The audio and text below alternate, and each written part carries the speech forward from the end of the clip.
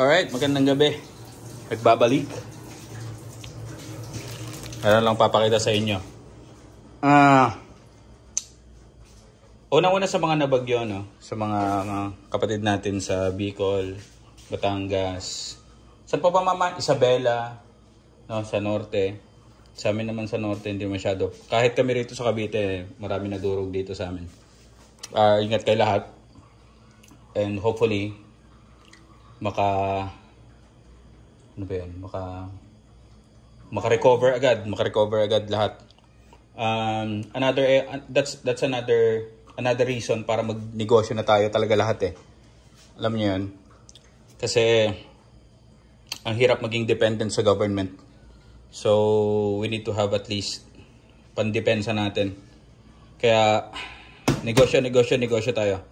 Okay, so meron tayong bagong brand. Kinuha ko to dito sa San Pedro, Laguna. Kung napapansin nyo, nagkakaubusan na ulit ng mga kuha ng backfat. I don't know what happened, pero taon-taon yan nangyayari. Siguro dahil yung mga big players, like sa mga kapatid natin sa Bulacan, siguro na-hoard na nila lahat ng mga supply kasi sila yung mga malalakas kumonsumo. So, ayun, nahihirapan tayo kumuha ng supply. Ngayon, since nakakita ako ng nag-post, which is, ito, nasa screen niyo. Yung company is called Joe Meats. Taga San Pedro, Laguna sila. Sa mga taga San Pedro, taga Binyan, ayan, puntahan nyo na agad. Puntahan na nyo, lalagay ko yung ano dyan. Pati yung address nila. Pati yung ways nila. Madali naman matunton. Ang sa akin, pinadeliver ko lang sa Lalamove.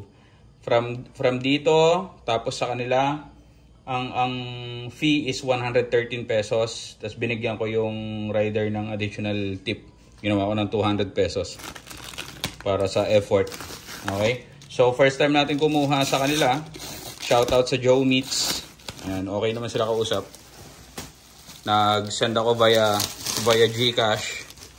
Then, para masubukan natin to. So, pangalan is Belgian pork meat. From the word itself, galing ng Belgium to, for sure.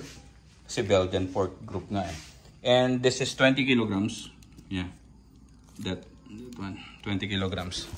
So, yun ang catch weight niya. Pero ito may butal eh, 20.6 something ganun. Ito yung resibo nila. Yan, nasa screen nyo right now. So, open natin. Okay naman, packaging. And mukhang ito yung kinakatakot ko sa backfat, yung sobrang kakapal ng taba. Naka-encounter ako nito before, which is Alejandro ang tatak. Halos wala kang tubuin. Oh, yun na nga. Ganyang kakakapal yung taba. Lagpas 1 inch. So tignan nyo, ilang piraso lang yan. Makakuha ka lang ng ilang pirasong balat, ilatag mo nga dyan mama yung tray. Ito yung sinasabi ko. Merong mga nagko-comment sa atin na, Sir, dapat makakapal yung yung litera kasi medyo mga maninipis yung iba. Yun yung tinatawag natin na extender, yung mga malilit na yon. Ngayon, ito, kapag consistent na puro ganyan kakapal, tignan kung gaano kakapal yan. Ibig sabihin, wala nang tutubuin dito. Meaning, talo. Lahat makapal. O, dalawa. Tsaka, ang gulo ng pagkakasalansan nitong brand na to.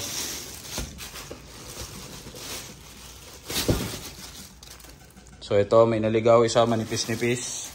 Pero makapal pa rin. 3. Yung pagkakasalansan nila, medyo magulo. Yeah. Hold mo to, mama.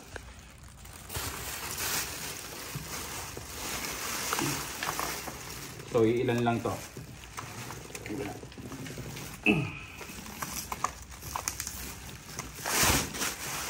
Ilan na yun? 3, 4. Kapal din. 5.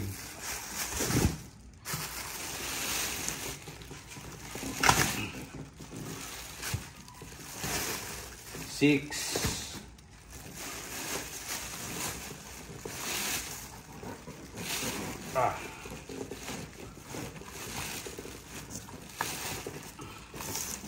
7. 8.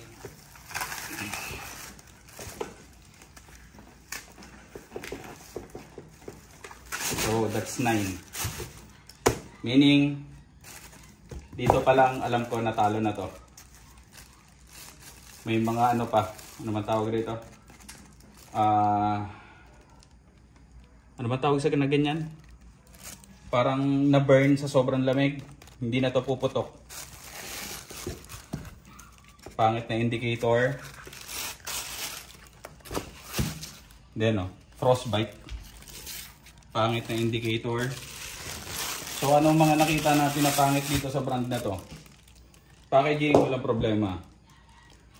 Yung quality ng meat, okay naman. Kaso lang kung gagawin natin negosyo, talo.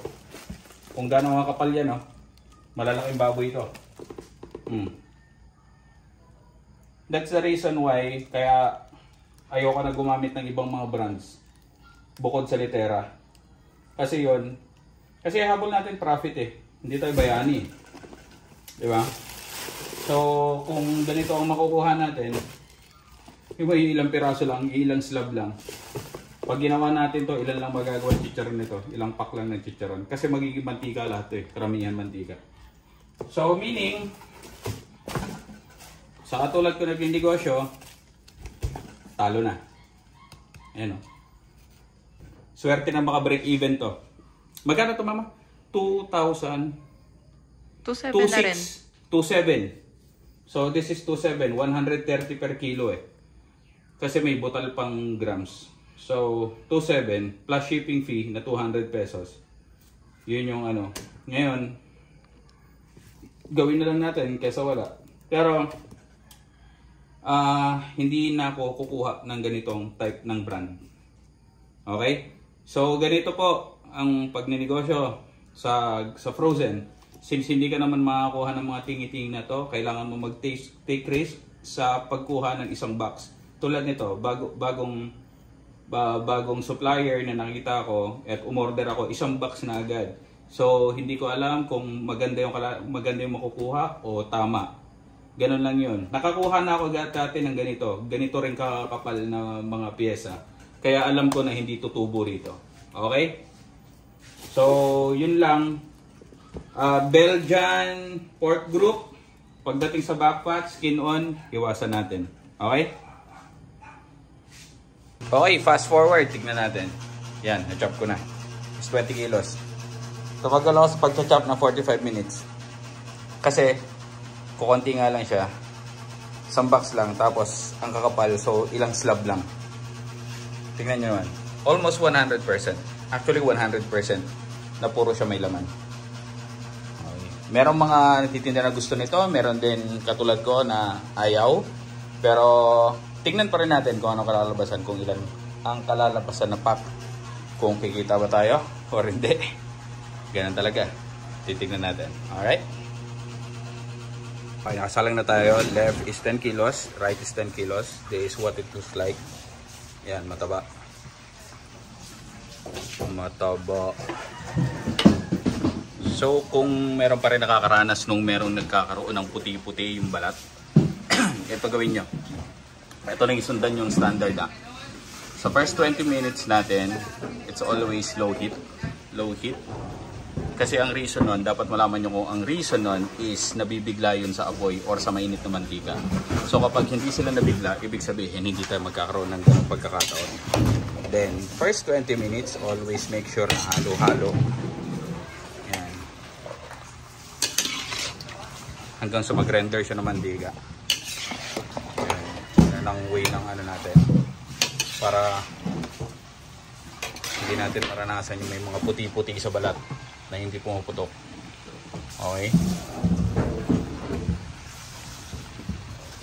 So yun yung sequence ng clock natin, ng alarm natin. Yun na rin yung sundan nyo, ganun. First 20 minutes, plus another clock for 1 hour, another clock for 1 hour para maging all in all maging 2 hours. Okay. So after 20 minutes lalakasin ko konti yung apoy nito. Tapos titignan natin yung temperature. Alright, done with our 20 minutes. Look at this.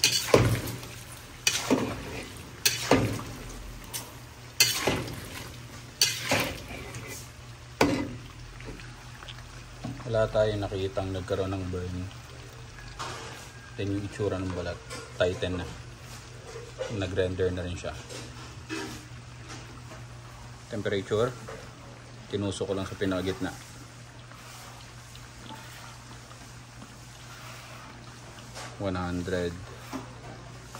Ano to? 125 or 123. Okay. So, lakasan natin ng konti. Pupunta na ang 1 oras. Yan.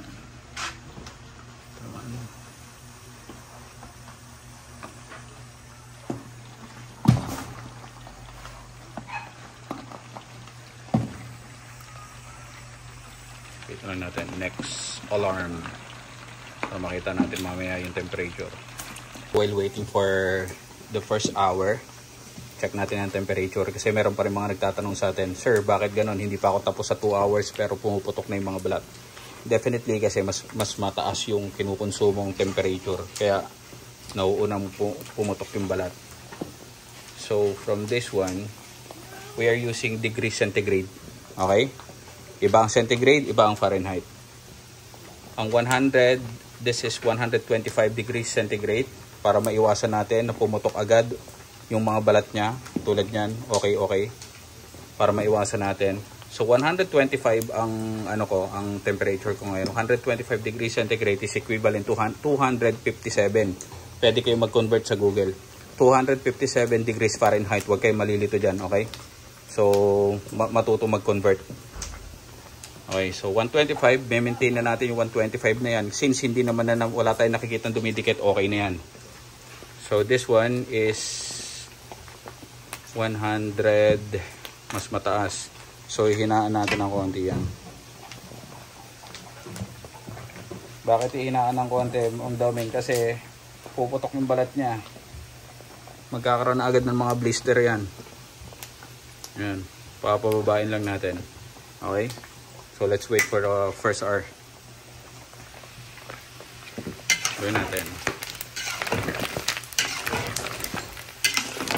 So far wala pa naman, buti na agapan, pero nag-aano na siya, kakaroon ng konti.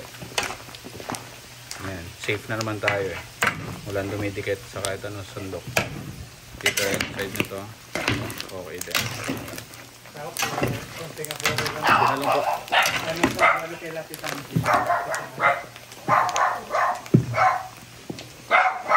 Alright, so 1 hour. Temperature check tayo. 100.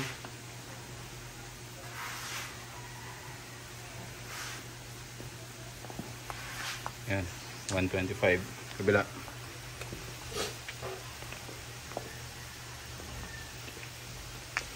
Okay, same.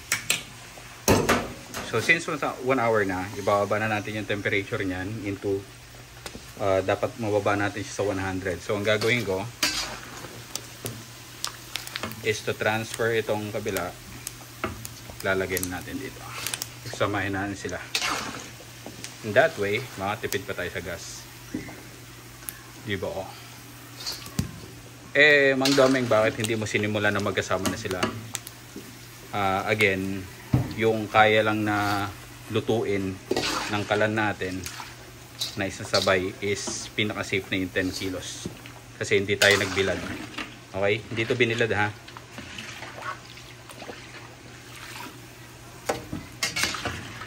Diretso na, pinatik-tik ko lang. Okay,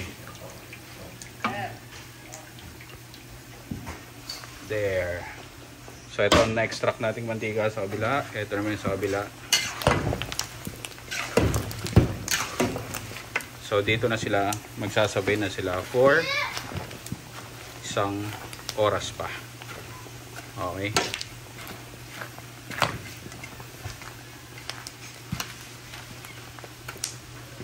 Kailangan natin pababain na yung temperature or else magpuputok-putok yan. Tulad nun. Gagawin lang natin siyang 100. So yan. Babaan natin. Oops. Okay. Tayo na natin ito kabila.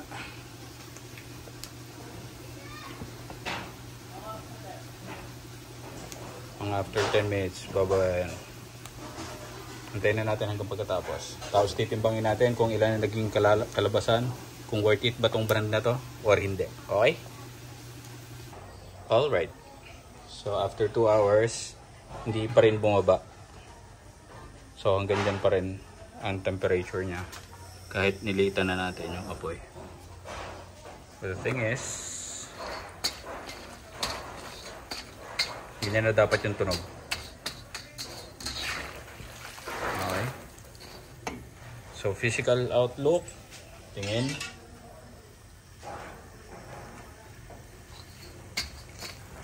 Okay.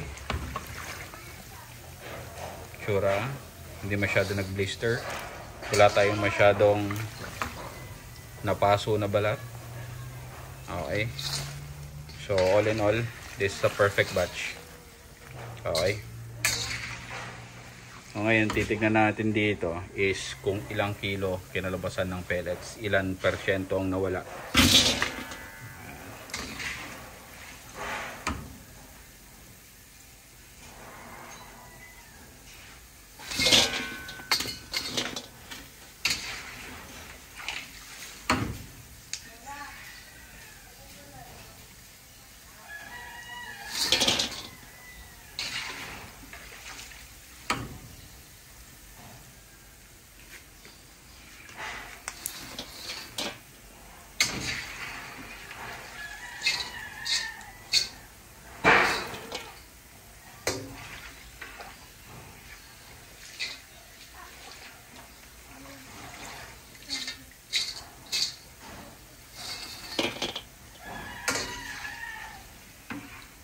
Okay. So merong naligaw, ito, tsaka ito. Tingin ko ito yung may ano eh. Yung may tama na nun parang ito. Yan. Ganyan yung mga hindi nabubusa. Okay. So rest 1 to 2 days. Check muna natin kung ilang kilo para ma-sure natin kung may kita o wala. Okay. So, timbangin natin. Doon pa lang sa timbang niyang pellets, malalaman ko na kung ilan yung magagawa nating pack. So, yung batcha, adjust natin to. So, parehas yan. May strainer, batcha, same size. Para makita natin. Kahit hindi pa natin niluluto yan, makikita na natin kung ilan ang possible na magagawang pack. Yan, 0-0. Aray, pakiko nga ito, mama. Yan. Papatong yan? Pakipatong. Okay. So, 6 kilos. Doon pa lang malalaman na natin kung kikita o hindi. Teka lang, i-compute ko. Ang 250 grams ng pellets ay makagawa ng 2 pakete. So, i-compute natin ngayon. So, 6 kilos times 4. 6 times 4, 24, no? So, 24. So, 24 na 250 grams. So, meaning, makagawa tayo ng 48. 48, tama? Okay. So, 48 packs. Hindi ko alam kung accurate, pero yun yung base sa data ko. Pero, tignan pa rin natin ang kalalabasan kapag napack na. Pero from that information, 48 pieces, tama yun. Tama yun, mama, di ba? Pero back then, 53? Tama ba?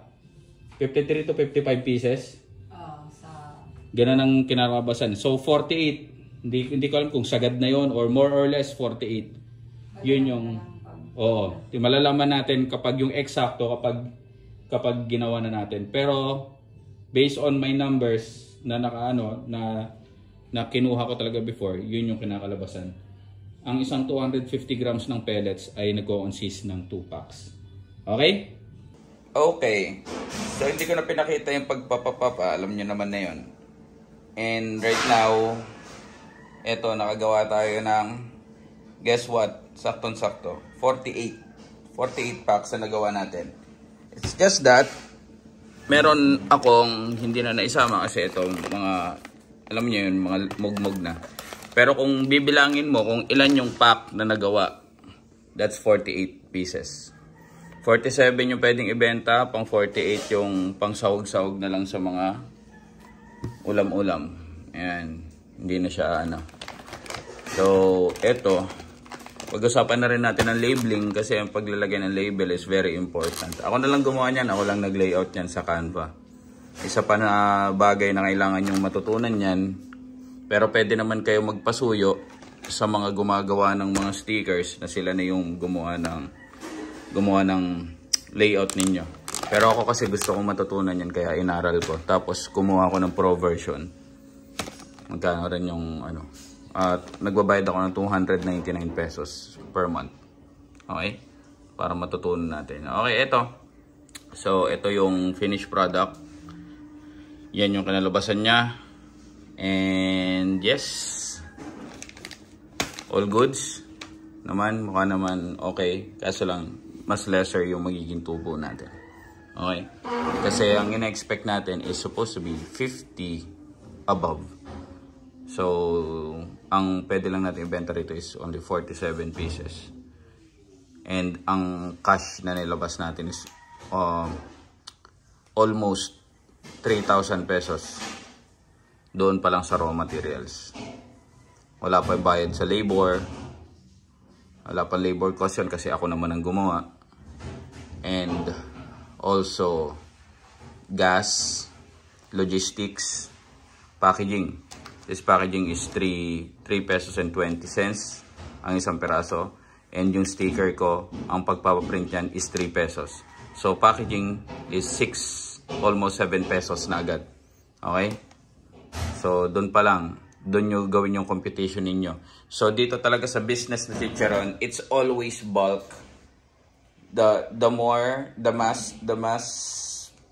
Mass production talaga ang way niya ng pagiging profitable. Kapag pa konti-konti lang, maliit pa rin talaga ang kita. Pero wala naman nagsisimula sa malaki. So, tiyaga-tiyaga lang. Okay? Alright, dito na lang.